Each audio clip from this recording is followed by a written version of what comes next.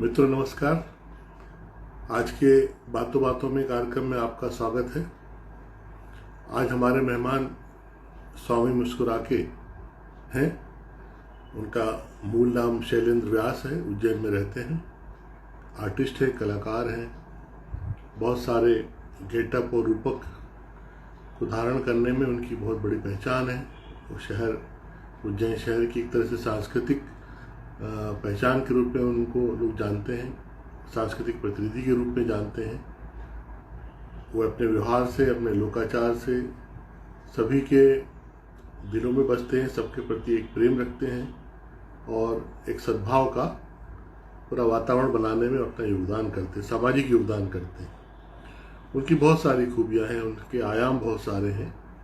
मैं उनके आगमन का इंतजार कर रहा हूँ। इस बीच जो मेरे मित्र आते जा रहे हैं, मैं उनका स्वागत करता हूँ। स्वामी के बारे में उनसे मिलकर ही बात शुरू करेंगे तो अच्छा रहेगा, क्योंकि जो दिलचस्प परतें होती हैं वो बात बात में खुलनी चाहिए। शैलेंद्र व्यास स्वामी जी आ गए हैं, मैं उनको अपने साथ लिए चलता हूँ। इस बीच विनोद भाई, राजबेंद्र जी, सुरुचि जी, मान सिंह जी, आप सभी को प्रणाम करता हूँ और मैं उनको जोड़ लेता हूँ।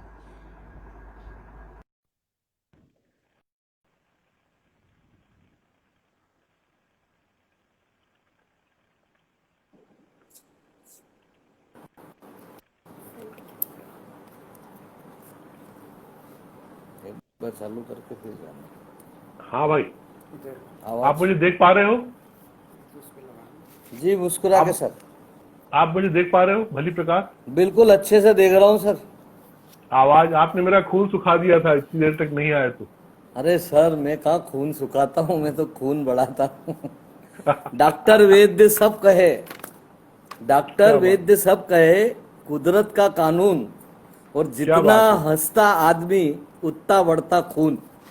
क्या बात है साहब, क्या बात है। यही अरे मैं बात सुनने खून के लिए कहाँ तो सुखाऊंगा बेचैन आप। थे। आप देखो, मैं 15-20 मिनट तक कसरत करता रहा। हेल्थ क्लब आपने खोला है, कसरत मेरे को करना पड़ी। यहाँ बहुत सारे मित्र ज्वाइन हो गए हैं, मैं उनका तुरंत परिचय करा देता हूँ, फिर जो आते जाएंगे उनका भी मैं बीच बीच में नाम ले लूंगा। अभी स्वागत इस है सर। समय जैसे एक नाम आपको सामने जेनी शबनम जी का दिख रहा होगा, वे दिल्ली की कवित्री लेखिका है। सलाम वालेकुम। अभी उनकी उनकी एक किताब की पुस्तक आई है। दिल्ली पब्लिक स्कूल की प्राचार्य भी रही हैं वो, पढ़ना वहाँ बिहार में। उसके अलावा मानसिंह भोंदिया जी हैं, सुंदरलाल मालवीय जी हैं, राज बेंद्रे हैं, विनोद गुर्जर जी हैं, सुरुचि मोहता जी हैं, बम्बई से गायिका हैं। ये सब अब ज्वाइन होते जाएंगे एक के बाद एक। और सर मुझे ऐसा लग रहा है कि पंखे का नंबर कुछ कम कर देना चाहिए। ठीक है सर, एक सेकंड, पंखा हाँ, एक पंखा सेकंड। 3 नंबर पे कर दीजिए जी। आपको ही करना पड़ेगा।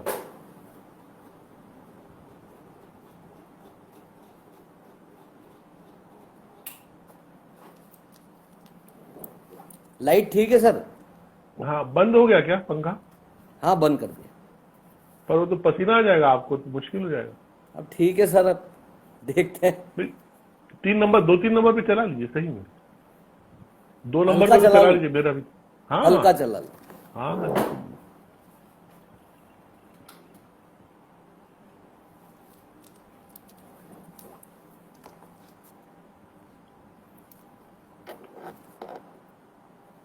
जी सर।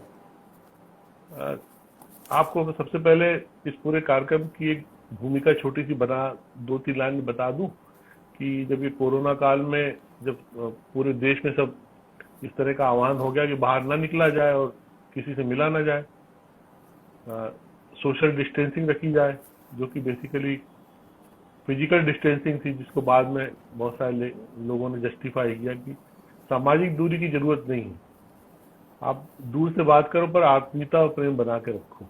Right sir. तो इस पूरे उसमें परिदृश्य में ये सभी लोगों ने अपनी अपनी तरह से, रचनात्मक लोगों ने सोचा कि कुछ ना कुछ करना चाहिए। तो किसी ने कुछ लोगों ने घर में काम में हाथ बटाया, परिवार के साथ, पत्नी के साथ, झाड़ू लगाने से लेके बर्तन धोने से लेके समोसे बनाने तक। और किसी ने लिखा, किसी ने पढ़ा, किसी ने गाया बजाया। तो उसी में ये बातों बातों में ये कार्यक्रम निकल आया और हम बात करने लगे। और ये लगभग आप आपके आते आते लगभग 2 महीने 10 दिन होते आ रहे हैं शैलेंद्र भाई। राइट। और मैं आज आपका आभारी हूँ कि आप इस कार्यक्रम का हिस्सा बने हैं, बहुत खुशी है। और आपके माध्यम से हम पूरे मालवा भूमि जो उज्जैन प्रमुख शहर है उसकी एक आंतरिकता, स्वभाव और आपकी एक सांस्कृतिक और जीवंत उपस्थिति को लेकर हम बातचीत करेंगे। हमारे बीच अभी सुनीता सिंह भी भोपाल से शामिल हुई हैं। आप भी बहुत अच्छी एंकर हैं और गायिका भी हैं, तो एक सिलसिला शुरू है। आपसे जरूर जानना चाहूंगा, आप चूंकि इस पूरे कोरोना काल में 3 महीने आपने भी खूब सक्रियता का प्रदर्शन किया है, आपने क्या किया वो बताइए जरा, किस तरह से आपने कोरोना से फाइट करने के लिए कुछ गतिविधियां की। पहले तो सभी उपस्थिति को मेरा सादर नमन स्वीकृत हो और आपका यह कार्यक्रम हम सबके बीच मस्ती, आनंद और प्रेरणा के स्वर में विगत कई दिनों से गुंजायमान है। सारे मुल्कों को नाज था अपने अपने परमाणु पर, सारे मुल्कों को नाज था अपने अपने परमाणु पर, और संपूर्ण विश्व बेबस हो गया एक अदृश्य से विषाणु पर। देखिए, प्रकृति की यह मार, हमने प्रकृति को भुला दिया, पर्यावरण को हम लगातार नष्ट करते जा रहे हैं। प्रकृति एक सौंदर्य है और हम लगातार उस सौंदर्य से गलत तरीके से छेड़छाड़ कर रहे हैं। उसका नतीजा हमने देखा। हमने मांसाहार के नाम पे चमगादड़, चूहे, बंदर, डॉग्स, अन्य चीजों को, बीफ को, इस बुरी कदर से इस प्रकृति के जो जीव हैं, जिनको प्रकृति ने इस पर्यावरण की सुंदरता के लिए निर्मित किया है। जैसे प्रकृति ने बहुत कुछ बनाया है, सूरज, चांद, ब्रह्मांड, स्टार, पर सबसे सुंदर चीज बनाई है मानव। और प्रकृति में मुस्कुराने का अधिकार भी सिर्फ मानव को दिया है। प्रसन्नता तो जानवर भी पूंछ हिला के व्यक्त करते हैं, लेकिन जब प्रकृति ने देखा कि मेरे द्वारा निर्मित थल, नभ और वायु और पानी के अंदर के जितने जीव हैं, उनके साथ लगातार पूरे विश्व में अन्याय हो रहा है, उनको काटा जा रहा है, मारा जा रहा है, भोजन के नाम पे उनको खाया जा रहा है, तो प्रकृति ने एक ऐसा अदृश्य विषाणु भेजा जिसमें हमको कुछ भी नहीं दिखाई दे रहा है, और उसने सबको सांवल सूत में कर दिया। बड़ा हो या छोटा हो, सब सही हो गए। कैसे जीवन जिया जाता है ये भी इस कीटाणु ने, इस विषाणु ने, इस कोरोना ने हमको सिखाया है कि हमारे जीवन की लाइफ स्टाइल क्या होना चाहिए। क्योंकि देखिए, प्रकृति, संस्कृति जब ये जुड़ी तो हमने इसको अपना अधिकार समझ लिया, और हम लोग, हमारे मन मस्तिष्क में विकृति आ गई। तो ये जो कोरोना है, ये अदृश्य रूप से हमको हमारी संस्कृति और प्रकृति के प्रति प्रेम सिखा रहा है कि हमको जीवन किस प्रकार जीना चाहिए। देखिए कितने परिवर्तन हुए हैं। परिवार एक साथ बैठा है, रामचरितमानस, रामायण देखी, महाभारत देखी, अन्य कई व्यवस्थाएं जो हमारी ये युवा तरुणाई भूल चुकी थी। ये युवा तरुणाई बड़ी विचित्र प्रकार की अभी आई है।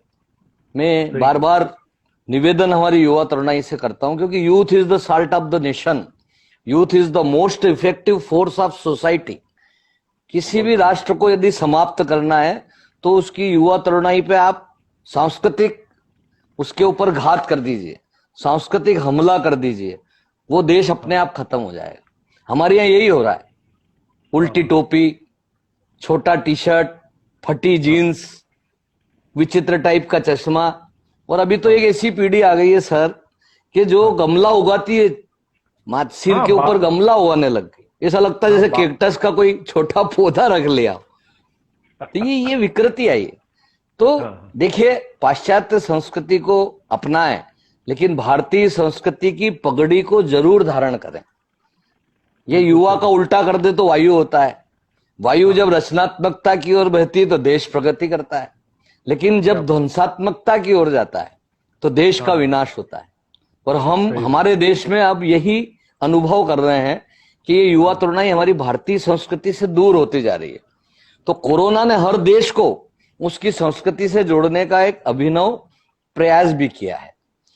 देखिए, आजकल दूध से धुले इंसान की कीमत नहीं है। सही बात। आजकल दूध से धुले इंसान की उतनी कीमत नहीं है जितने सैनिटाइजर से धुले इंसान की कीमत है। अब तो दिल भी जो होगा ना, तो वो किसी कोई प्रेमी प्रेमिका एक दूसरे को दिल भी सैनिटाइज करके ही देंगे, सैनिटाइजर से धो के देंगे। ये देखिए आप, जिसकी दवा नहीं है, जिसका कोई इलाज नहीं है, वो सैनिटाइजर से ठीक हो रहा है, मुंह पे मास्क लगाने से दूर हो रहा है। और मैं तो ये मानता हूं कि हमारी भारतीय संस्कृति बहुत उजली है। आप देखिए, श्वेतांबर जैन मुनि बरसों से ये बात बोल रहे हैं, शाकाहार को अपनाइए, मुंह पे मास्क लगाइए। तो देखिए आप, पूरे वर्ल्ड ने उनकी इस बात को अब अपनाने लगे। नमस्ते करिए, हाथ मत मिलाइए। हमारे यहाँ प्रणाम करने की संस्कृति है। मैं आपको नमन करता हूं। तो मैं गीता बाइबिल कुरान रखता हूं, मैं गीता बाइबिल कुरान रखता हूं, सभी धर्मों का सम्मान करता हूं, और हमारी संस्कृति पुरखों की जागीर है दोस्तों। मैं अपने दिल में हिंदुस्तान रखता हूं। बहुत सुंदर बात, बहुत ये सुंदर बात। ये जो हमारा भारत अटक से कटक तक और कश्मीर से कन्याकुमारी तक एक संस्कृति का बहुत सुंदर गुलदस्ता है। इसमें कई इंद्रधनुषी रंग है। आप देखिए, मैं आपको बताना चाहता हूं कि फ्रांस में हमारी संस्कृति जा रही है। भले ही वो हमारे गीतों को नहीं समझते हैं, बोल को नहीं समझते, लेकिन हमारी संस्कृति को समझते हैं। जर्मनी में जाकर भारत का दल, आपने कितने ही लोगों को हमारी संस्कृति के आदान प्रदान के लिए विदेशों में भेजा है, लेकिन वो जब मंच पर अपना अद्भुत प्रदर्शन करते हैं तो तालियों की गड़गड़ाहट आती, चाहे उसके भाव नहीं समझ में आते, लेकिन वो जो दृश्य निर्मित करते हैं। देखिए, भारतीय संस्कृति थाईलैंड गई तो थाईलैंड में भी रामायण प्रारंभ हुई, श्रीलंका में श्रीलंका के तरीके से प्रारंभ हुई। तो ये संस्कृति दिलों को जोड़ती है, देश को जोड़ती है, और ये हमारे मन को भी जोड़ती है। बहुत सुंदर। यही मैं उज्जैनी का वासी हूं, मैं स्वामी मुस्कुरा के है मेरा नाम। उज्जैनी का वासी हूं मैं, स्वामी मुस्कुरा के है मेरा नाम। और आपके इस कार्यक्रम में बातों बातों में जो भी उपस्थित हैं उनको मेरा सादर प्रणाम।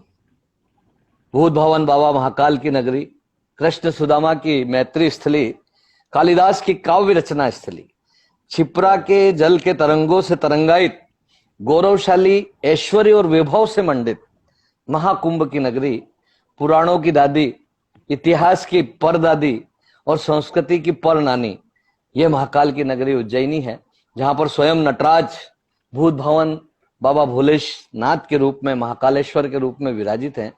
और यह विक्रम संवत का भी केंद्र है। उज्जैन से विक्रम संवत भी प्रारंभ हुआ है। तो यहाँ भारतीय संस्कृति, कालिदास ने मेघदूत जो लिखा है वो इस धरती का प्रमाण है। यहाँ पर कृष्ण स्वयं, जिन्होंने अपनी लीलाओं के लिए अपने गुरु सांदीपनी से शिक्षा ग्रहण की और 64 कलाओं को उन्होंने सीखा। तो इसी अद्भुत नगरी महाकाल की नगरी उज्जैनी है। बहुत सारे लोग मुझसे बोलते हैं मेरा नाम हेमंत जैन है, तो मैं बोलता हूं नहीं, मेरा नाम स्वामी मुस्कुरा के उज्जैन है। मैं उच्च क्वालिटी का जैन हूं, आप सिर्फ जैन है। क्या तो ये मस्ती और आनंद है। और ये मस्ती और आनंद देखिए, हमारे हिंदुस्तान में ही हमारे यहाँ खान पान का आनंद है। आप राजस्थान चले जाइए, उसकी अपनी लोक संस्कृति है, उसका अपना रंग है, मस्ती है, गायन है, वादन है, एक से एक कलाकार पूरे देश भर में, चाहे वो मणिपुर हो, केरल हो, कुचिपुड़ी नृत्य हो, ये भारतीय संस्कृति को जोड़ते हैं। और ये जुड़ाव का अभिनव प्रयास आपके द्वारा तो किया ही जा रहा है, लेकिन बहुत बड़े स्तर पर भारत सरकार द्वारा भी किया जा रहा है। तो ये प्रशंसनीय है, अनुकरणीय है, वंदनीय और अभिनंदनीय है। कश्मीर से कन्याकुमारी तक इतनी संस्कृतियां हैं, इतनी भारतीय ज्ञान परंपरा और दर्शन के इतने अनूठे केंद्र हैं, विधाएं हैं, ग्रंथ हैं, विद्याएं हैं, कलाकार हैं। हमें लगता है कि एक पूरा जीवन कम पड़ेगा किसी भी इंसान के लिए अगर यदि वो संस्कृति के प्रति अपने सरोकार रखे और निष्ठा से अपने जीवन को जिए। सही लेकिन बात। ये है कि आप देखिए इस कोरोना काल में सब लोगों ने जिस तरह से मनुष्य को बता दिया कि इंसान का जीवन क्षणभंगुर है और अंततः ये सारा वैभव जो इकट्ठा करता पूरा जिंदगी भर दौड़ता रहता है। बड़ी से बड़ी कारें, बड़े से बड़े बंगले, सब कारें जो है पोर्च में खड़ी हो गई, सड़कें खाली हो गई, अच्छे से अच्छे सूट बूट सब टाई वाई सब अलमारी के अंदर है। लोगों को लगता है कि अब जो 2 कपड़ों से काम चला लो, रोज तो धोना पड़ता है, कपड़े धो धो के लोगों की दुर्गति हो गई। आप अपनी नाक खुजाने को तरस गए, अपनी आंख मलने को तरस गए, सही बात है ना। उसके लिए भी आपको एक व्यवस्था रखनी पड़ेगी जो आपकी नाक और कान खुजा दे। जबकि ये दिन में सबका भी सर्वे हुआ था कि कम से कम एक आदमी दिन में इतने बार नाक खुजाता है, कान खुजाता है। लेकिन अब आप सबके से वंचित हो गए। मतलब आपको डर ही लगा रहेगा कि आंख खुजा लूं तो कहीं ये ना हो जाए। एक खौफ हो गया है, खौफ। एक आप तो देखिए ना, बहुत वर्ष 2020 के सारे राशिफल ही गड़बड़ा गए। देखिए, जिनके हाथों में मेहंदी हल्दी लगनी थी, उन सबके हाथ में साबुन और सैनिटाइज लग गए। लग गया। सही बात है। मतलब आप आज कहाँ जाना था और कहाँ पहुंच गए। हाँ, ये स्थिति निर्मित हुई। शादी ब्याह होगा तो लोग चेहरा के बजाय हाथ देख के पसंद करेंगे किसके हाथ सुंदर है सबसे ज्यादा। नहीं नहीं नहीं नहीं सर, वो तो ठीक है। अब जो नई लड़कियां आई है, अभी मुझे मिली तो मैंने बोला भाई आप शादी करेंगे तो अब आपकी क्या आकांक्षा अपेक्षा रहेगी। बोले सर हम तो सबसे पहले उससे नेगेटिव सर्टिफिकेट लेंगे कि आपको कोरोना तो नहीं हुआ। क्या बात। नंबर 1। नंबर 2, आपको घर का कामकाज याद है कि नहीं याद है। घर में बढ़िया से आप झाड़ू बुहारा बर्तन चौका खाना बनाना कभी कभी यदि वैसी स्थिति हुई तो कर पाओगे कि नहीं कर पाओगे। सही बात। तो ये बदलाव का समय था। ये बहुत बदलाव दिए हैं। अच्छा, हमारे विनय उपाध्याय जी, हमारे पत्रकार मित्र, आप भी जानते हैं, वो भी इस पे कार्यक्रम में उपस्थित थे। विनोद गुर्जर जी तो बिल्कुल बिल्कुल। स्वामी मुस्कुरा के ये नाम आपने कब रखा, कैसे रखा, क्यों रखा? देखिए, नहीं सीखी हमने दास्तां आंसू बहाने की, नहीं सीखी हमने दास्तां आंसू बहाने की, या अपनी हार पे तकदीर का शिकवा सुनाने की। और तकदीर का हर तीर बहका इसलिए हम पर, हमें हर चोट पर आदत रही है मुस्कुराने की। क्या इफ यू स्माइल। गुजर जी का मैं स्वागत करता हूं, उपाध्याय जी का भी वंदन अभिनंदन करता हूं। If you smile other one smile, smile goes for miles. If you weep alone. यदि आप मुस्कुराएंगे ना, आपको देख के दूसरा मुस्कुराएगा। तो ये कोरोना से भी खतरनाक संक्रमण यदि फैलेगा तो देश में मित्रता, शांति, भाईचारा, वसुदेव कुटुंबकम का भाव पैदा होगा। इसलिए स्माइल है वाइल, स्माइल मुस्कुराना जरूरी। देखिए, मैं तो सुनील जी एक बात बताता हूं आपको, जब मैं पहली बार रोया ना तब मेरी माँ मुस्कुराई थी, और ये मुस्कुराहट का संक्रमण जो है वो मुझे तभी वहीं से लगा। ये जो रोग है, आप पंडित ओम व्यास ओम भी कहा करते थे कि परमपिता परमेश्वर ने केवल मानव को मुस्कुराने की ताकत दी है। आपने कभी किसी गधे को मुस्कुराते नहीं देखा है। यदि किसी गधे को मुस्कुराता देखो तो आप समझना कि ये इंसान होने की तैयारी में। और यदि किसी इंसान को सूमड़ा मनुष्य किसी की नेगेटिविटी करता देख लो तो समझना ये गधा होने की तैयारी है। क्या खूब। ये देखिए, किसके जीवन में संकट नहीं है या कौन समस्या से ग्रस्त नहीं है, चाहे वो ट्रंप हो, मोदी जी हो, आप और मैं, सबकी अपनी अपनी प्रॉब्लम्स है। लेकिन ये मुस्कुराहट जो है ये हमको समस्याओं से निवृत्त होने का मार्ग दिखाती है। तनाव की नाव में सब सवार है। मेरा कहना है कि मत पालो टेंशन, हमेशा रहो अटेंशन। यदि पालोगे टेंशन तो बीवी को मिलेगी पेंशन। तो भाई जिंदगी एक बार मिली है तो इस जिंदगी को अच्छे से बिताएं। फूल बनकर मुस्कुराना जिंदगी है, मुस्कुरा कर गम भुलाना जिंदगी है। ये मुस्कुराहट जो है ना, ये आप देखिए चाहे कुरूप से कुरूप व्यक्ति हो, सुंदर से सुंदर हो, परमपिता परमेश्वर ने ये जो इस्माइल के होड़ दिए ना, ये सबको उसके चेहरे पे सेट कर देती। चाहे वो वेस्ट इंडियन का बहुत काला भूषण व्यक्ति भी है, लेकिन वो जब वो मुस्कुराएगा ना तो उसका लुक अलग आएगा। उनकी भी प्रिंसेस है वहां पे, वो कितनी काली हो लेकिन उनके लिए विकल्प ही नहीं है वो तो, पर उनके हृदय के तार झंझनाते जो है वो मुस्कुराहट से झंझनाते हैं। तो फूल बनकर मुस्कुराना जिंदगी है, मुस्कुराकर गम भुलाना जिंदगी है, और जीत कर खुश हुए तो क्या हुए, हार कर भी मुस्कुराना जिंदगी। तो बहुत बड़ी बात है। हार से भी निकलने का माध्यम मुस्कुराहट बनता है। आप देखिए ये चेहरे का श्रृंगार जो है ये मुस्कुराहट ही है। पहली अपील किसी को भी होती है तो वो मुस्कुराहट से होती है कि उनने यार देखा सुनील जी ने यार इस्माइल पास कर दी तो मन गदगद हो जाता है। क्या बात। इसलिए इस्माइल बहुत जरूरी है। और ये तो है। इस्माइल शब्द भी देखिए आप बहुत सुंदर है, और ये परमपिता परमेश्वर ने हमको एक अनूठी उपहार दिया है। ये प्राकृतिक उपहार है जो हमको ये जीवन मिला। हम इसके पहले क्या थे, इसके बाद क्या होंगे, कुछ भी नहीं पता है। तो जब जीवन एक बार मिला है तो फिर अच्छे से मुस्कुरा लो ना, इसमें क्या दिक्कत है? आपसे मेरी पहचान लगभग 10-12-15 साल पहले हुई थी। ज्यादा की है सर, आप भूल रहे हैं। और ज्यादा ही है। और मैंने हमेशा आपको उसी तरह देखा हर परिस्थिति में।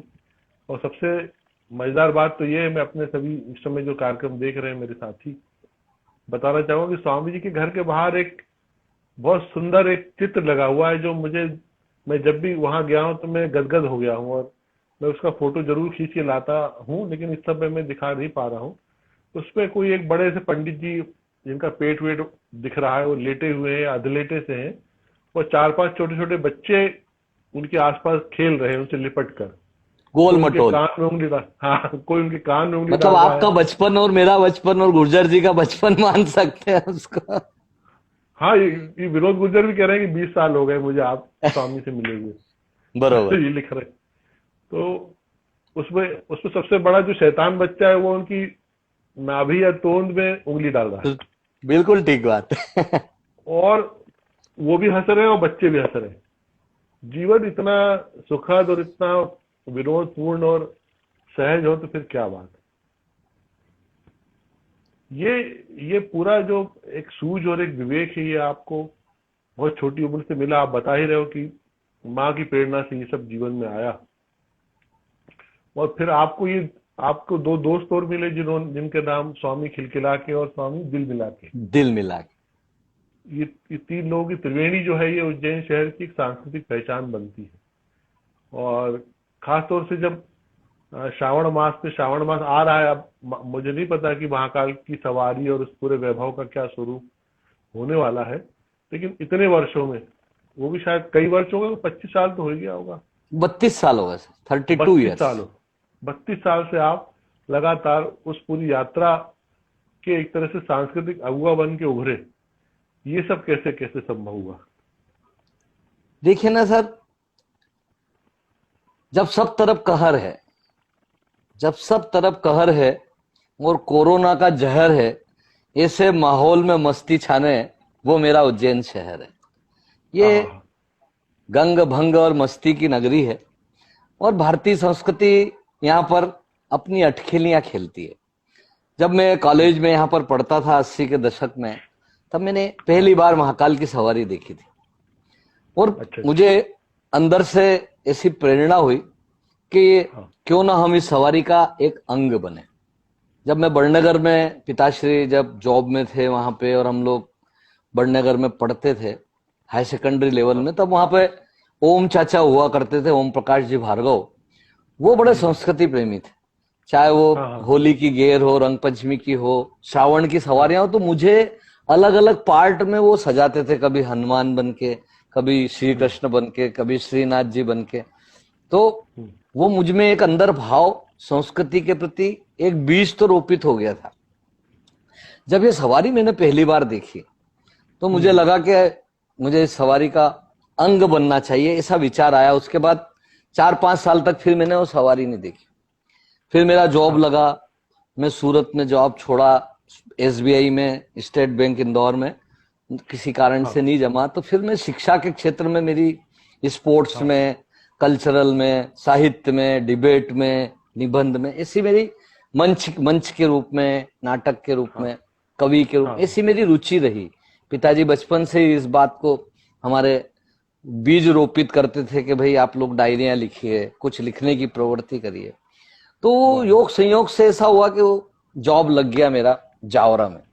और 3 साल बाद जब मैं 1990 89 में जब आया, तब मैंने किसी से साफा मांगा, किसी से माला मांगी और किसी से धोती मांग के, और उधार की धोती साफा पहन के मैं उस सवारी में शामिल हुआ। अंदर से और प्रेरणा मिली। अगला साल आया तो मैंने थोड़ी तैयारी करी, साल भर। पैसे की भी प्रॉब्लम थी, चूंकि अब ये शौक पालना है तो ये अपनी जेब से होना है, लेकिन व्यवस्था होती रही। और फिर धीरे धीरे मैं पगड़ियों की ओर गया कि किस हाँ काल में कौन सी पगड़ी पहनी जाती है, कौन से हाँ राजा महाराजा का अपना वैभव हुआ करता था। देखिए, कहा जाता है कि राग रसोई पागड़ी बनत बनत बन जाए। न तो राग बनाना आसान है, न पगड़ी बांधना आसान है, और न रसोई बनाना आसान है। ये बड़े सही कठिन सही काम है। तो आप देखिए कि जब तिलक की पगड़ी आई, जब हमारा देश स्वतंत्र देश की ओर बढ़ा, शिवाजी की अपनी पहचान थी। ये देखिए, पगड़ियां सबकी पहचान है। बादशाह अकबर की अपनी पहचान है, टीपू सुल्तान की अपनी अलग पहचान है। गुजरात की पगड़ी अलग होती थी, राजस्थान में मेवाड़ की पगड़ी अलग है, मारवाड़ की अलग है, और राजस्थानी पगड़ी अलग है। तो ये पगड़ियां हमारा वैभव, हमारी संस्कृति और हमारा मान सम्मान हुआ करता था।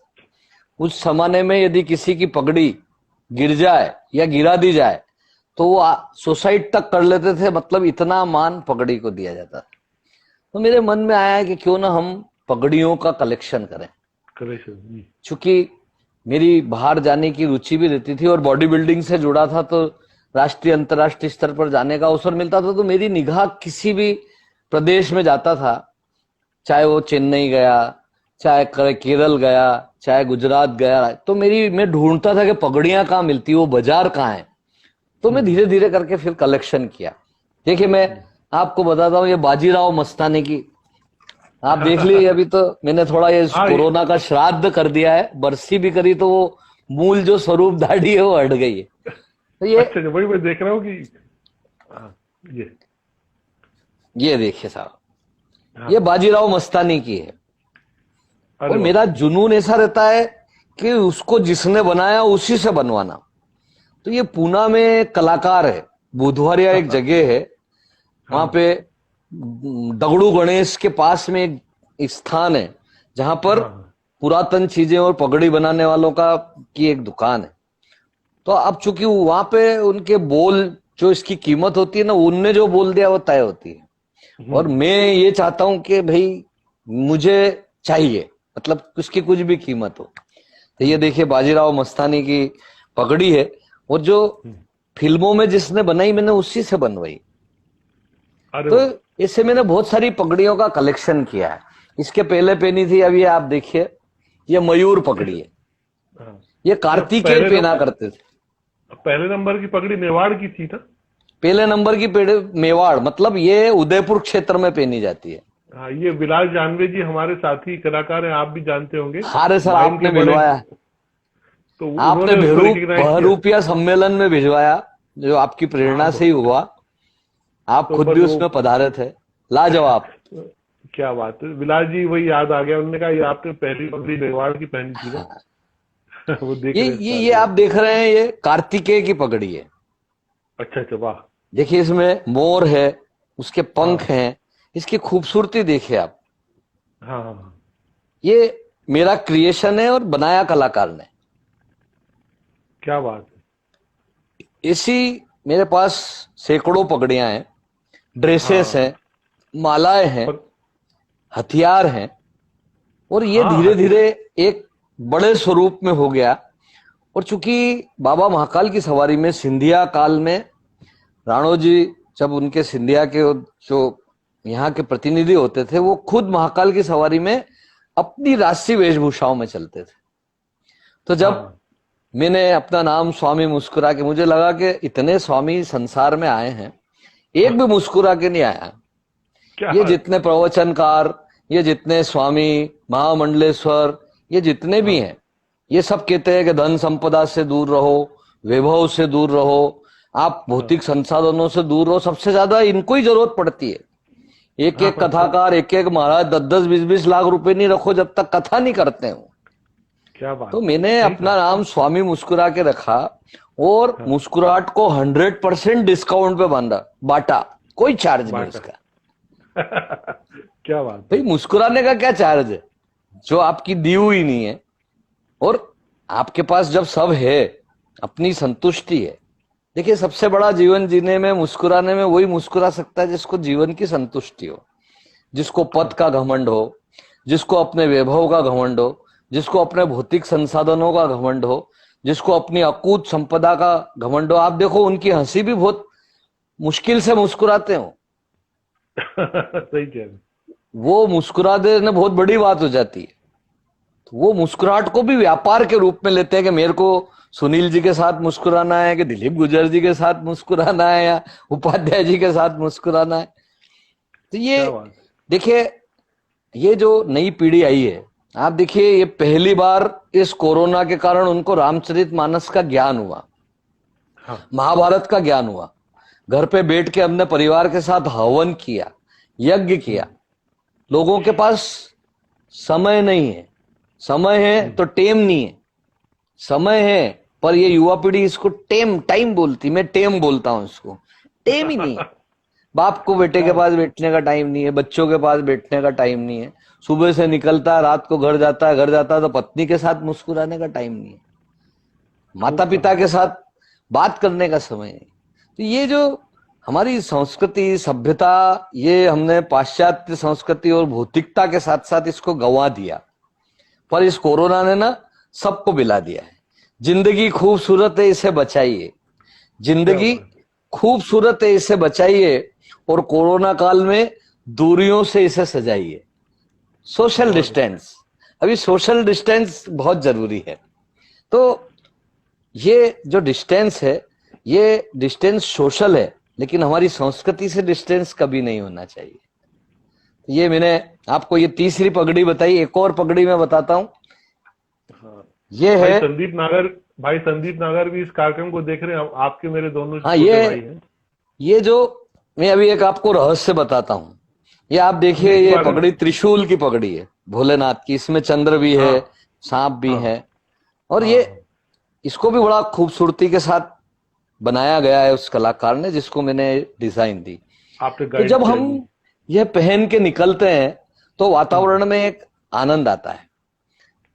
हमारे यहाँ पे जितने महाकाल की सवारी में लाखों श्रद्धालु आते हैं, गजब के आते हैं, तो वो साल भर इंतजार करते हैं कि इस वर्ष स्वामी कैसे मुस्कुराएंगे।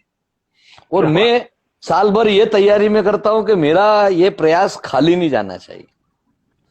तो मैं चलते चलते, देखिए, जब मुस्कुराहट अपनी चरम सीमा में पहुंचती है, बहुत बारीक बात बोल रहा हूं, तब खिलखिलाहट में बदलती है। आप जब मुस्कुराएंगे, मुस्कुराते मुस्कुराते फिर अट्टहास खिलखिलाहट, और खिलखिलाहट जब चरम सीमा में पहुंचती है तो दिल मिलते हैं। तो मेरे साथ जुड़े स्वामी खिलखिला के, मेरे साथ जुड़े स्वामी दिल मिला के। ये दो लोग मेरे तरफ आए कि हम भी मुस्कुराना चाहते। तो मैंने कहा, आपका नामकरण करिए, और हम नाम ऐसा रखेंगे कि जो वर्ल्ड में किसी का नाम नहीं। कभी आपने स्वामी मुस्कुरा के, स्वामी खिलखिला के, स्वामी दिल मिला के। देखो, स्वामी इधर उधर लगा के, स्वामी तड़फड़ा के, स्वामी बड़बड़ा के, स्वामी गड़बड़ा के, इतने कि आप गिन ही नहीं सकते हो। लेकिन ये सब वन पीस। मैं आपको बात बताता हूँ। आपने मेरे को, सुनील जी, 20 या 21 मार्च को नहीं, 24 मार्च को आपने मुझे फोन किया था कि यार स्वामी, ये कोरोना के लिए कुछ संदेश वीडियो बना के डालो। हाँ। आपने मुझे एक मार्ग बताया था। तब मुझे भी नहीं पता था कि मैं कोरोना भगावत कथा करूंगा 42 दिन की। आपने मुझे बोला, मैं चिंतन में गया, मैंने एक एपिसोड बनाया, मित्रों को जब उसको प्रेषित किया तो सबको बड़ा अच्छा लगा। फिर मैंने उसका दूसरे दिन नाम रखा कोरोना से जंग स्वामी मुस्कुरा के संग। मैंने अलग अलग गेटअप दिए, अलग अलग कोरोना पे जो सरकार की नीतियां हैं उसको हास्य व्यंग की चाशनी में लपेट के प्रस्तुत किया। 3 से 4 मिनट के वीडियो सबने पसंद किए। फिर ना ये वीडियो फैलते गए। फिर मैंने रोज श्रृंगार बदला, रोज विचार बदले, क्योंकि ना 2-4 दिन करना है, लेकिन आपको कोई भी चीज रिपीट नहीं करना है। पहले दिन की 90 दिन नहीं होना चाहिए, 90 दिन की या 7वें दिन की 10वें दिन, हर दिन अलग स्क्रिप्ट होना। और आप तो खुद जानते हैं स्क्रिप्ट लिखना बड़ा कठिन होता है, कई पेज खराब होते हैं तब जाके मूल स्वरूप आता। चूंकि उस समय मेरे पास भी समय था और मित्रों के पास भी समय था, तो ये बहुत नेशनल इंटरनेशनल स्तर तक जाने का जो आपने मार्ग बनाया था, मुझे प्रेरणा दी थी, वो आप ही थे कि यार स्वामी कुछ करो। बस मैंने उसी दिन से धरा और 42 एपिसोड बनाए जो आज भी यूट्यूब पे सबके मुस्कुराने के लिए। उसमें प्रति रविवार में नृत्य करता था। हमारे सोशल डिस्टेंस के जो डायरेक्टर थे वो डॉक्टर संदीप नागर थे। हम लोग गीत लिखते थे लेकिन वो कभी देख रहे हैं मिलते इस नहीं थे। कार्यक्रम को, इस हाँ कार्यक्रम को वो देख रहे हैं हाँ और आपकी प्रशंसा में है लगातार। तो संदीप जी हमारे वो ये व्यवस्था करते थे हाँ। कि इस जो मैं वीडियो बनाता था उसको परिशोधित करते थे अपनी कंप्यूटर प्रणाली से सुनील गढ़वाल जी के साथ। और हाँ। हमारे कलाकार है शैलेंद्र भट्ट, हम गीत लिखते थे अशोक भाटी जी और मैं। हमने कोरोना नृत्य लिखा, कोरोना कव्वाली लिखी, कोरोना के छंद लिखे, और हर संडे को हमारा कोरोना का एक डांस होता था। आपने भी जब संस्कृति विभाग के माध्यम से उस कोरोना डांस को फेसबुक के माध्यम से प्रसारण किया, तो ये असल में आपने जो एक बीज बोया ना वो सबको पसंद आया और मुझे भी करने की प्रेरणा दी। और ये इतने दिन कैसे निकल गए पता ही नहीं पड़ा। वो आपकी क्रिएटिविटी से निकले, आपका तो खजाना खत्म हो ही नहीं सकता। और जी। ये मौलिकता को बरकरार रखना अपने आप में एक बड़ा काम है। रायपुर से डॉक्टर अनिल चौबे जी मेरे आदरणीय फिल्म विश्लेषक है, वो जुड़े हैं। धान का कटोरा छत्तीसगढ़ से है सर, हमारे हाँ। पुराने भ्राता मतलब छत्तीसगढ़ और मध्य प्रदेश भाई भाई हैं। हाँ हाँ। ये यामिनी खन्ना भी अभी जुड़ी है नैनीताल से, ये नैनीताल आधे से। घंटे लेट आई। आपको याद होगा इनको आपने दर्शन कराया था। सबको मैं प्रणाम ये- करता हूँ मुस्कुरा के। आपके हाथ का धागा ये सालों बांधी रही, पता नहीं वहां जो आपने हाँ। बंधवाया था महाकाल में, कई साल इनके हाथों में बंधा रहा। अरे मैंने ये भी देखा है कि जिन लोग की मुस्कुराहट बहुत जटिल हो गई उनके लिए आपने कुछ और फार्मूला निकाल दिया, सर चूरन वाला। चूरण आदमी वाला। कुछ तो कर। तो वो आयाम कैसे आया जीवन में? देखिए ना सर, दुनिया में कई तरह के चूर्ण आए और चूर्ण जो आए हैं वो चूर्ण, ये आदमी ये सोचता है कि इसको खाया और मेरे को लोटा लेके भागना पड़ेगा। हाँ, ये एक कॉन्सेप्ट है साइकोलॉजी। हाँ, साइकोलॉजिकल कि चूर्ण खाया है ना मतलब गड़बड़ हो जाएगी। तो दुनिया में मुस्कुराने का चूर्ण ये आयुर्वेदिक के जो भी बनाने वाले रहे हैं उन्होंने भी मुस्कुराने का चूर्ण नहीं बनाया। क्या? तो हमारे दादाजी बचपन में वो वैद्य थे, तो वो हमको वो चूर्ण खिलाते थे खारक और पिंड खजूर के साथ घर में ही। तो मुझे बड़ा अच्छा लगता था। अब वो बचपन था, दादाजी भी चले गए, वो बात भी खत्म हो गई। एक बार मैं दीपावली की सफाई कर रहा था तो मेरे को दादाजी की डायरी मिल गई जिसमें फार्मूले लिखे हुए थे। तो मैंने उसको बनाया और उसको थोड़ा सा और परिवर्तित करके उसके टेस्ट को और ज्यादा डेवलप करा। तो अच्छा लगा। अब मैंने कहा इसको प्रस्तुत करना है तो कैसे करें। तो स्वामी मुस्कुरा के उद्भव एक साथ हुए, चूर्ण के रूप में भी, पगड़ी, माला, और महाकाल की सवारी, ये सब एक साथ कॉन्सेप्ट आए। फिर मैंने शादी ब्याह में उसको खिलाना प्रारंभ किया, खारक और पिंड खजूर को, एक नया अंदाज। तो आपको कोई प्रस्तुति करना है तो आपका प्रस्तुतिकरण, आपका जो प्रदर्शन है वो बेहतर होना चाहिए, आकर्षण होना चाहिए कि वो यहां तक आपके स्टॉल तक आए। क्या बात? तो मैंने इन पगड़ियों का उपयोग वहां भी किया। तो इससे मुझे थोड़ी बहुत आय होने लगी। तो मैं इस आय से और पगड़ियां खरीदी और अपने अच्छे अच्छे ड्रेसेस बनवाई। मतलब जैसे मेरी ड्रेस बनती है तो वो सूरत से कपड़ा आता है, बॉम्बे से, बॉम्बे, पूना, अहमदाबाद, यहाँ पे पगड़ियां बनती है। मतलब वो यहीं के कलाकार हैं, क्योंकि फिल्मी दुनिया में जो माल जाता है वो बहुत महंगा होता है। वहां पे उनको हाँ क्वालिटी चाहिए, वहां वो पैसा नहीं हाँ देखते हैं। हाँ और आमतौर पे इन पगड़ियों को कौन खरीदेगा? या तो नाटक वाले खरीदेंगे या फिल्मी दुनिया वाले खरीदेंगे। आम पब्लिक का कोई लेना देना नहीं होता। हाँ अभी मैं आपको बोलूं कि सुनील जी, आप भोपाल के मार्केट में, जैसे आपने मेरे को वो तात्या टोपे, सॉरी, वो एक मूर्ति लगी है राजा भोज की, हाँ आपने एक मुहिम चली थी भोपाल में, राजा भोज का नाम भोज नगरी करे। तो आपने हाँ विश्वास सारंग जी के माध्यम से मुझे बुलवाया था कि आप राजा, तीनों स्वामी हम आए थे और वो न्यू मार्केट में हमने उसकी कैनवासिंग करी थी अपनी ड्रेस पहनकर। मुझे याद हाँ आया अचानक। तो वो राजा भोज बने थे हम उसमें। तो हाँ हाँ ये संस्कृत, जब हम बने तो कितनी भीड़ लग गई थी पूरा मार्केट में। सब लोग निकल के देख रहे थे कि ये कौन अजीब अजीब से लोग आ गए। फोटो भी खिंचाया, उनको अच्छा भी लगा, हमने वो मुहिम भी चलाई। तो कुल मिला के ये जो चूर्ण का कॉन्सेप्ट है, इसको हाँ विस्तारित किया। इसमें कई तरह के और चूर्ण मैंने बनाने का प्रयास किया, जिसमें मैं सफल हुआ। मैंगो बर्फी, अनारदाना गोली, हींगवटी, इमली का बूटा, आम बर्फी, खारक का चूर्ण, अनारदाना चूर्ण, आपके आंवले पे आधारित कुछ आइटम्स बनाए। देखो ना, आदमी दो तरीके से मुस्कुराता है। एक तो उसका पेट सही होना चाहिए, पेट सही हाँ होगा ये ना तो उसका दिमाग चलेगा। एक बात है, मैंने देखा है कि 100 में से 110% लोग ये मान के चलते हैं कि उनका पेट खराब रहता है और हर दिन ये सोचते हैं कि साफ नहीं हुआ। इस साइकोलॉजी का क्या अंत है बताइए। जी, मेरी आवाज नहीं आ रही सर। मैंने कहा, अभी आ रही है? अब आई? हाँ हाँ, मैं कह रहा हूँ कि प्राय हर आदमी की एक वेदना ये रहती है कि उसका पेट खराब है, हाँ खराब रहता है और पेट साफ नहीं होता। ये हमेशा हाँ। सोचता रहता है।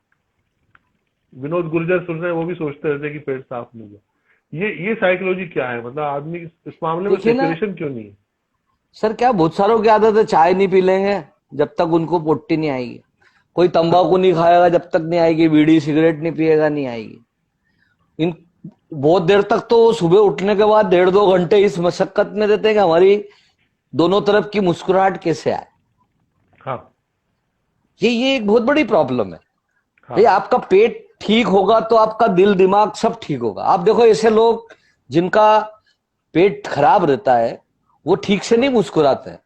इधर आड़े पूरा होंगे, दिन उधर टेढ़े होंगे, इधर टाइम पास करेंगे, दफ्तर गर्म खराब कर पानी देंगे जाके पिएंगे। पूरा। उसका कारण भी है सर। एक तो टाइम पे हाँ भोजन नहीं करना, पूरी जीवन अनियमित होना, चाय पे चलना, तंबाकू पे चलना, बीड़ी सिगरेट पे चलना, मतलब वो उनके लिए वो जरूरी होता है। तो मैंने बिल्कुल। एक ऐसा चूर्ण निर्मित किया है कि आप बिना पानी के उसको लीजिए और 5 घंटे बाद दोनों तरफ से मुस्कुराइए।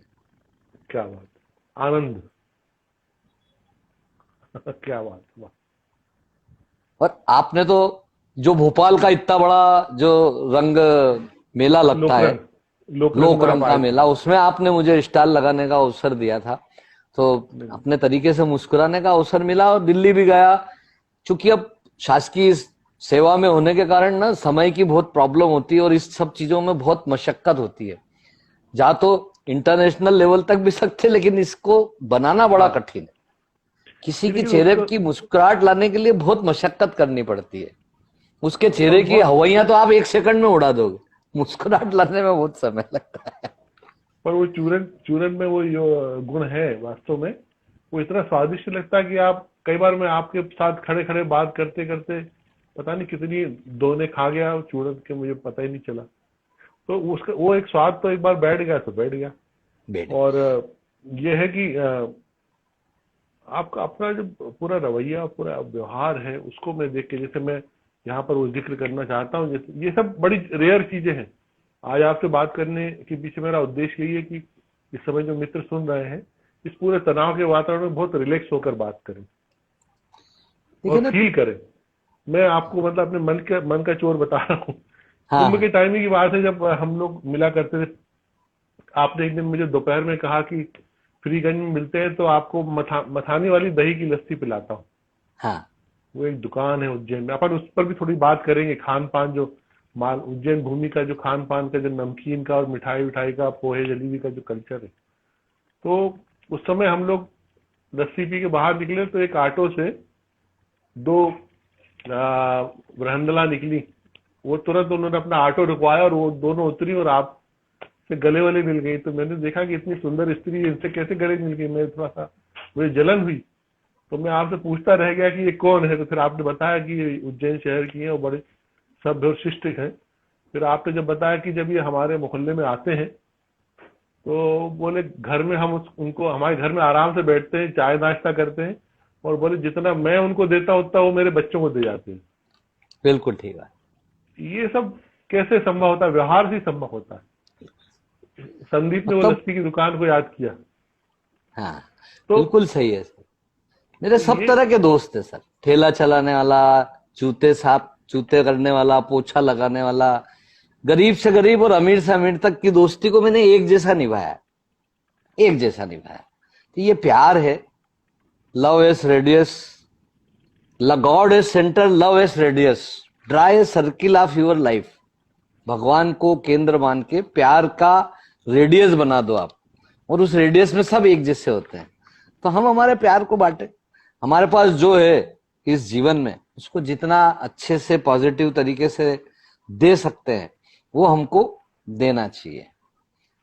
आपकी पहल पे उज्जैन शहर किस तरह संडे को सुबह शहर में राहगिरी आप एक कार्यक्रम आपने भोपाल में, आप मुझे हर बार बताया करते थे कि इतने सारे लोग शहर के, उस पर कलेक्टर साहब भी दौड़ रहे हैं, एसपी साहब भी दौड़ रहे हैं, उनका परिवार दौड़ रहा है, कैसे सब इकट्ठा होते थे। ये सब एक बड़ी सांस्कृतिक दृष्टि काम करती है, इसमें आप और आपके सारे मित्र भाई, ये संदीप जैसे लोग, ये सब लोग जुड़ के कमाल करते हैं। देखिए, जब कविंद्र कियावत साहब जब कलेक्टर थे, हाँ तो मेरे अच्छे मित्र भी थे वो, तो मैंने उनको कॉन्सेप्ट दिया कि सर एक साथ खेल, संस्कृति, हमारे पुरातन स्पोर्ट्स, गेम्स विभिन्न प्रकार के, स्वास्थ्य, ये सब एक रोड पे एक साथ 3 घंटे के लिए आयोजित किया जाए।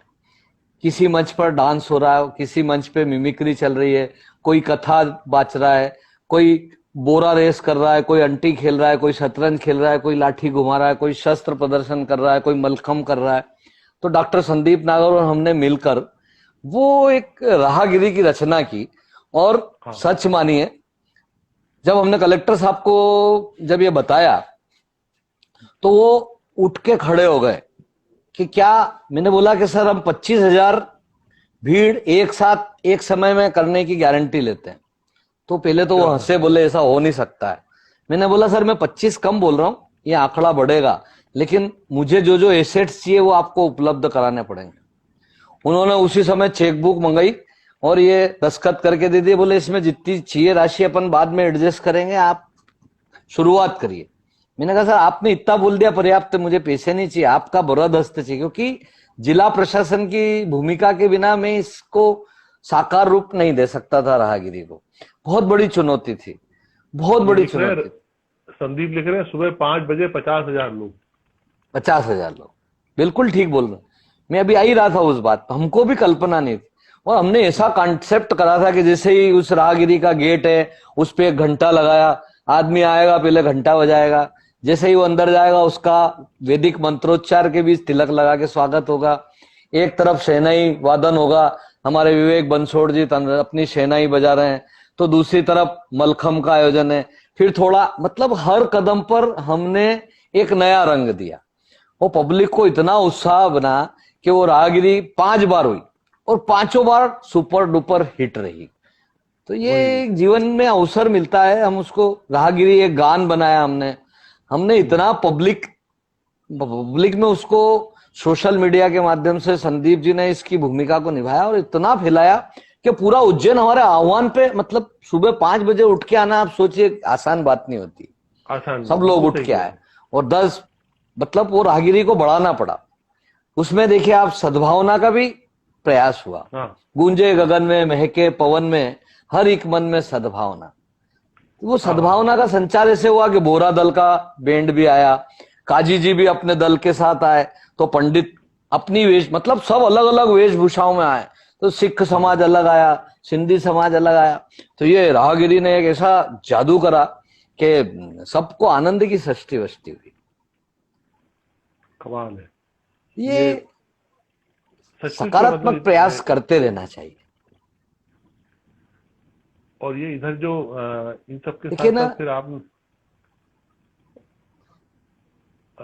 आप क्या कह रहे थे पहले, वो आप कह लो फिर मैं बताता मैं ये बोल रहा हूं कि आदमी ना तनाव में ही जीता है, तनाव में सोता है, तनाव में खाता है, तनाव में उठता है। जो चीज उसके पास है उसको उपभोग नहीं करता है, वो जो नहीं है ना उसकी ओर जाता है। सही बात। ये जो प्रॉब्लम है ये व्यक्ति को मुस्कुराने से रोकती है। सही है। ये इसके लिए आदमी को पॉजिटिव होना चाहिए। आखिरी अंदाज में सब ठाठ पूरे हो गए, आलसी अंदाज में सब ठाठ। आदमी क्या करता है ना, आलस आलस में ही जीवन निकालता है और उसी में थोड़े बहुत ठाठ करके सोचता है मैंने बहुत कमा लिया, बहुत कर लिया। अरे जिंदगी का आनंद तो हर पल ठहाका लगाने में, हर पल मुस्कुराने में। तो आलसी अंदाज में सब ठाठ पूरे हो गए और जब आने लगा जवानी का मजा तो 60 पूरे हो गए। अब 60 पूरे हो गए तो जवानी का आनंद ही नहीं ले रहा है। सही तो बात। मतलब आनंद अगर आपको लेना है तो आप ये कल्पना मत करिए कि मैं कल लूंगा। मैं तो कहता हूं आज ही ले, आप आज ही उसका आनंद लीजिए। कोई भी कल्पना को आप कल्पना जब करते हैं फिर उसको साकार रूप देते हैं, वही आपका आनंद होता है। और दूसरे के आनंद में भी मुस्कुराने के सहभागी बनो। हम दूसरे से ज्वेलसी रखते हैं, अरे जो परमपिता परमेश्वर ने हमारे लिए बधा है ना, बस वही श्रेष्ठ है। आप उससे इतर मत जाइए, अलग जाने की कोशिश करेंगे, आप अपनी महत्वाकांक्षाओं का ग्राफ बड़ा करेंगे, आप अपेक्षा करेंगे ना तो हमेशा उपेक्षा का भाव मिलेगा। सहजता से जीवन जीना है हमको, जैसा जीवन है उसको सहज रूप में जीते जाइए। मैं ये नहीं कहता हूं कि सब मेरी बातों से मुस्कुराएं, क्योंकि सबका अपना अपना नेचर होता है।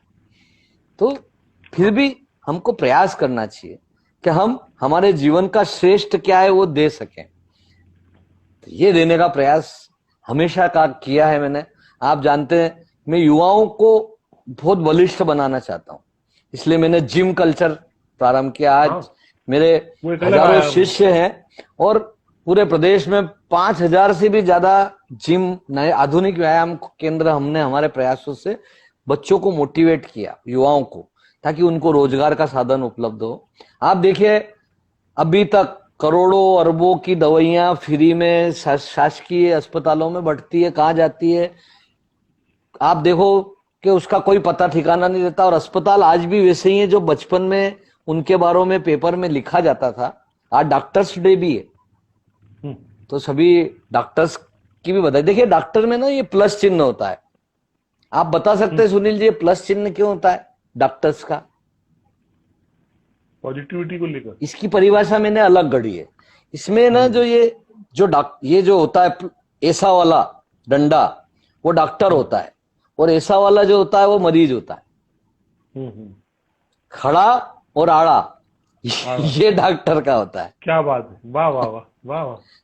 और किसी ने पूछा, दो बातें बोली उसने, एक परमपिता परमेश्वर से बोली और एक डॉक्टर से बोली। पहली लाइन ये बोली, इतनी बड़ी बनाई दुनिया, परमपिता परमेश्वर से, कि इतनी बड़ी बनाई दुनिया छोटा दिल क्यों बना दिया। मतलब आदमी के दिल आजकल संकुचित होते जा रहे हैं। इस दिल में ये इतना बड़ा हमारा सिम कार्ड है, इतना जीबी का है कि इसको कितना ही भर लो सर, इसमें कभी कमी नहीं आएगी, लेकिन पॉजिटिविटी होना जरूरी है।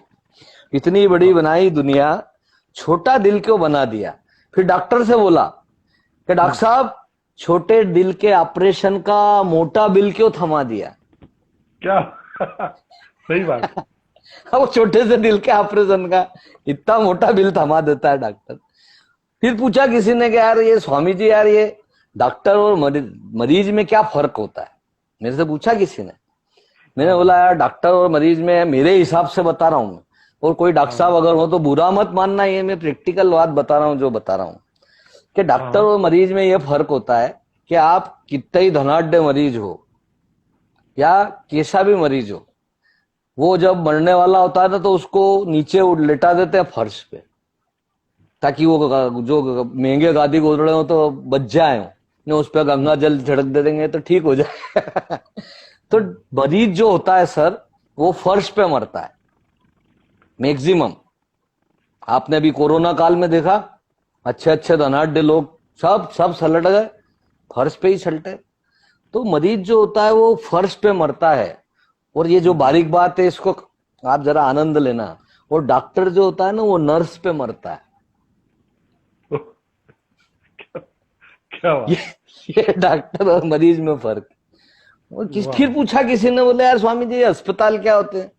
मैंने कहा ये अस्पताल टोल नाके हैं स्वर्ग नरक जाने के, इनको क्लियर करे बिना आदमी ऊपर नहीं जाता है। सही बात। तो ये अब देखो अचानक डॉक्टर्स पे निकल आया, दिल के अंतर स्थल से ये बात हुई, तो बातों बातों में अपन पता नहीं कहाँ पहुंच जाते हैं, क्या बोलते हैं और कहाँ पहुंच जाते हैं। तो कुल मिला के मेरा सबसे जी मेरा सोचना ये रहता है, जैसे कई बार मैं देखता हूँ कि हमारे अपन जब शहर से बाहर निकलो तो कुछ नई गाड़ियां जो नहीं आती पूना उना से बन के, स्कूटर हाँ। एक्टिवा हजारों की संख्या में, हाँ तो वो कहीं शहर के बाहर वो कोई जगह ले लेते हैं, वहां पर वो खड़ी कर देते हैं लाइन से। हाँ फिर 10-10 5-5 शोरूम में जाती रहती है। हाँ तो अब उन सबकी मैन्युफैक्चरिंग तो एक जैसी होती है, टेस्टेड होके हाँ हर एक्टिवा, हर कार, हर साइकिल चेक करके अच्छी तरह कंप्यूटराइज करके, और कोई इंजीनियर उस पर ठप्पा लगाता है कि ये ओके है, फिर सप्लाई करते हैं।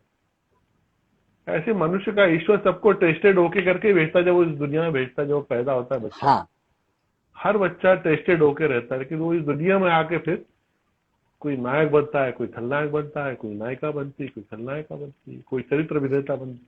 मतलब ये मैं ऐसे कह रहा हूँ कि तरह तरह से अच्छाई बुराई से लैस हो जाती है। Right sir.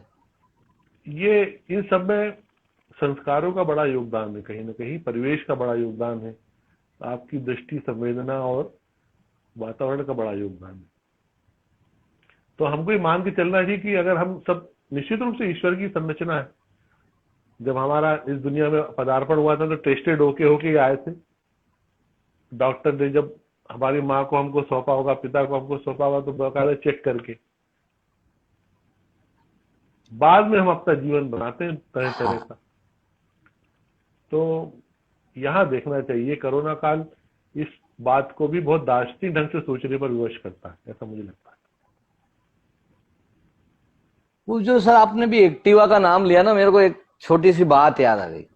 अभी ना आप देखो कि ये फैशन का दौर इतना खतरनाक हो गया है। जी मतलब फैशन, ये जो मैं अभी जिम की भी बात कर रहा था, उसको भी मैं पहले पूरा कर देता हूँ कि देखो ये व्यायाम जो है ना, ये जिंदगी को खूबसूरत बनाता है। असल में हो उल्टा रहा है, सबने जीवने का शौक करा, जीवने का, और घूमने का शौक कोई नहीं करते। जिम का मतलब व्यायाम है, आनंद का नाम है, मस्ती है तन की और मन का आराम है। आपने भी कितनी बार मुझसे टिप्स ली, मैंने भी सर कहा आप साइकिल चलाया करें, आपने साइकिल की भी व्यवस्था करी। घर पे देते हो तो घर की साइकिल और बाहर तो बाहर की। मैंने बोला सर आपका वजन जितना रिड्यूस होगा उतने आप ऊपर मुस्कुराएंगे। पर हम लोग क्या है, जीवने में ज्यादा विश्वास करते। मन जो है ना मानता नहीं है खाए बिना। तो खाइए आप, पर व्यायाम 40 मिनट खुद के लिए जरूर दीजिए। जो स्वस्थ है वही मस्त है और वही अलमस्त है। किसी भी राष्ट्र की शक्ति, वैभव और प्राण स्वस्थ मनुष्य ही होते हैं। देखिए अभी मोदी जी ने भी कहा है स्वस्थ इंडिया, स्वस्थ इंडिया। तो ये बहुत जरूरी है, स्वस्थ रहना जीवन में जरूरी। तो मैं वो एक्टिवा की बात से मेरे को एक पंच याद आ गया। देखिए ना आजकल क्या हो गया, फैशन का फैशन का दौर। जी सर, 1 मिनट बचा है अपने पास, 1 मिनट बचा है अपने पास। 1 मिनट ही है। हाँ, उसको एक्टिवा की बात 1 मिनट है, चलिए मैं बल्कि आधा मिनट है, ये रिड्यूस कर रहा है। हाँ तो अपन इसे में निकल जाएगा। हाँ, तो मैं आप सभी श्रोताओं का दिल से आभारी हूं, क्योंकि आप सब हम पे बहुत भारी हैं, इसलिए मैं आपका आभारी हूं। देखिए मुस्कुराइए, खिल खिलाइए, दिल मिलाइए बातों बातों में मजे लीजिए, यही हमारा जीवन है, यही हमारी मस्ती है। दसनाव दिया